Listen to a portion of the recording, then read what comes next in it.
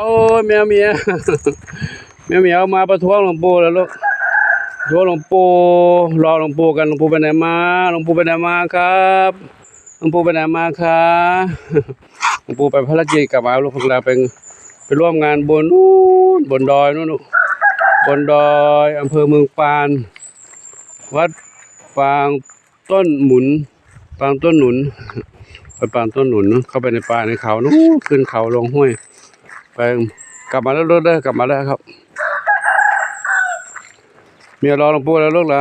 ป้าเข้าบ้านเร็วเข้าบ้านเร็วบ้านเลยเข้าบ้านกันเลยหลวงปู่มีขนมให้กินลูกมาเร็วเข้าบ้านแล้วเข้ามา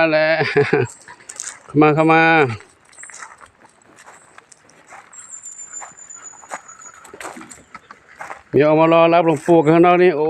เต็มลานวัดเลยมาเร็วว่ะใกล้ค่ำแล้วเร็วมาแล้ววิ่งมาแล้วดีใจหลวงปู่กลับมาแล้วเข้ามาข้างในบ้านเดินมาเร็วม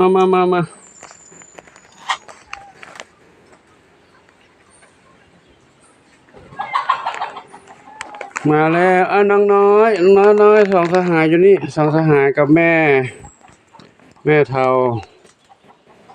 ขาวอ่อนกับสองสหายแม่ลูกสองโอ้ยหลวงปู่จะล้มเข้ามาในบ้านกันแล้วมาในบ้านแล้วรอหลวงปู่หิวข้าวเหรอลูกเหรอหิวไหมหิวข้างนอกก็มีหิวแล้วหิวข้าวแล้วหลวงปู่อาหารเม็ดให้กินดีกว่าเนาะอาหารเม็ดดีกว่ากินอาหารเม็ดดีกว่าปะมาเร็วเข้ามาเร็วแม่เทาลายแม่ลายเทาขาวอะไรนะเรียกไม่ถูก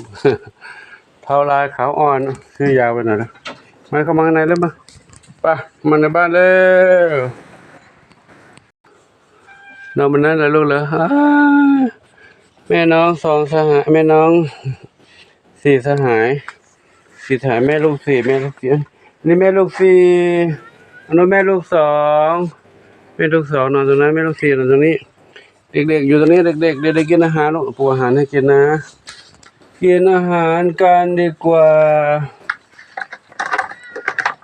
กินอาหารเม็ดลูกเด้อ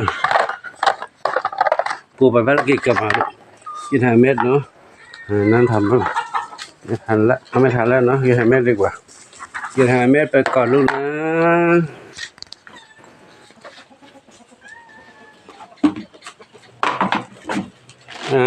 นี่มาเร็วว่าอันนี้จะหมดแล้วเดี๋ยวก่อนนี่ก่อนเอามา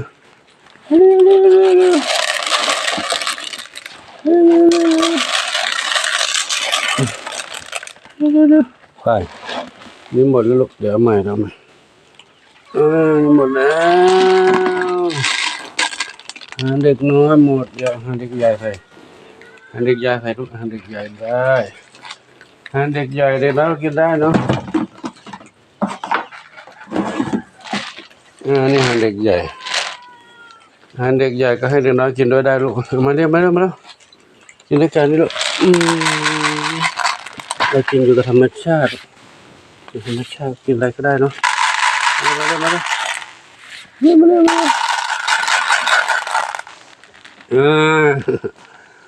ทางนี้อีกลูกทางนี้อีก2 เมียว3 เมียวอยู่ตรงนี้กินตรงนี้ลูกนี่นะเด็กน้อยแม่ลูกสองมากินข้าวกินอาหารนอกเนาะพี่สอนกินตรงนี้มากินด้วยกันเร็วมาเร็วกินด้วยกันนี่เนอะเด็กน้อยเด็กดีเด็กวัดปงชัยวันนี้หลวงปู่ไปภารกิจกลับมาลูกกินอาหารเม็ดเอาก่อนนะลูกเด้อกลับมาค่ำเลยกลับมาค่ำแล้วไม่ถึงกับค่ำมากเนาะพอดียังไม่ค่ำเลยแต่ถ้าหุงข้าวก็ไม่ทันนะเนาะไม่ได้แล้วกินอาหารเม็ดก็ได้เนาะลูกเนาะอาหารเม็ดกินดีมีประโยชน์ลูกอาหารเม็ดกินดีมีประโยชน์ได้ทุกเหมียวเนาะทุกเหมียวกินได้ ทุกๆเมียกินด้วยกันได้ อันนี้ก็มีโอเคกินด้วยกันหมดแล้วเติมใหม่ได้ลูกหมดแล้วเติมใหม่ได้นะแล้วเติมใหม่ได้ลูกใครยังไม่ได้กินอีกสำรับไม่พอเหรอสำรับไม่พอเพิ่มใหม่ได้ลูกเพิ่มใหม่ได้เพิ่มสำรับอีก2 อันเพิ่มอีก2 อันเนาะทีนี้ไม่ได้กินนี่ไม่ได้กินไม่มีสำรับกินเหมียวงอนแล้วคุณปูหนูไม่มีสำรับเลยอันนี้ลูกปูใส่ให้ลูกทำมาเนี่ยนี่นี่ลูกนี่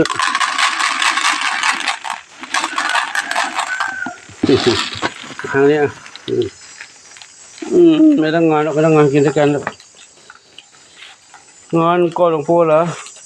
ใครงอนหลวงปู่ไม่ให้ปู่ไปมาให้อาหารหนูเลยเหรองอนรอเหรอหลวงปู่มาช้าไม่ให้อาหารหนูเลยมันไม่เทอาหารไว้ให้หนูกินปู่เทไปแล้วหนูกินหมดหนูกินหมดแล้วเลยเทใหม่ให้เนาะอันนี้กล่องก็หมดแล้วจัดให้ใหม่เนาะนี่หมดแล้วนี่หมดแล้ว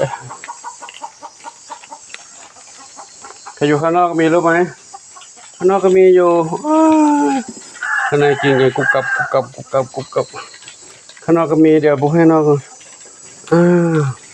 ข้างนอกทาสำรับมาด้วยลูกสำรับมาอีก2 อันสิข้างนอกไม่ได้กินเลยเด็กน้อยรอข้างนอกไม่ได้กินอะไรเลยไม่ใช่เด็กน้อยหรอกเด็กใหญ่รอข้างนอกไม่ได้กินมาให้กับพวกให้นี่ข้างนอกนี่ลูกมาเลยโอ้ข้างนอกกี่เหมียวเนี่ยโอ้โหนอกอีก10 กว่าเหมียวไม่ได้กินมา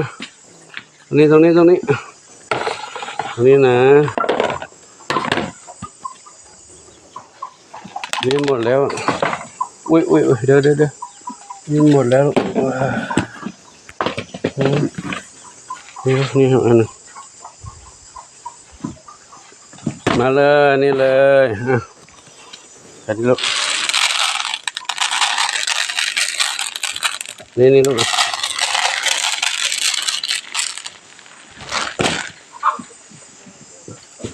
มาทางนี้เอานี้แข่งงอนไม่งอนแล้วนี่กิน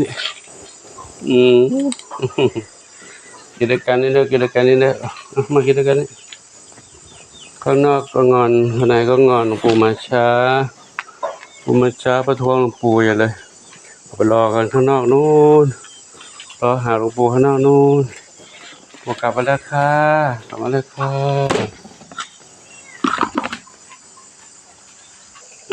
กินกันแล้วกินเลยข้าวหลวงปู่ขอยุติคลิปนี้ไปเพียงเท่านี้ก่อนเนาะปู่มีภารกิจไปหลายที่หลายทางกำลังกลับมาครับน้องเหมียวก็ได้กินอาหารกันแล้วเนาะกินอาหารกันแล้วสบายใจเด็กวัดโป่งชัยเจ้าหัวลำปางขออวยพรให้ทุกท่านที่มีความรักความเมตตาต่อน้องเหมียวจะส่งอาหารมาให้น้องเหมียวได้อยู่ได้กินนะพร้อมทั้งข้าวของเครื่องใช้อยู่ยาวพิจภัณฑ์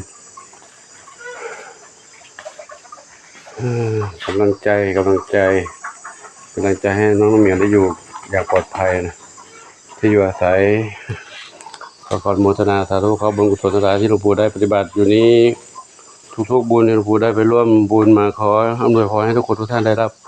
อันนี้ส่งผลบุญนี้ด้วยเช่นกันขอโมทนาสาธุอายุวันโนสุขังพระลังสาธุ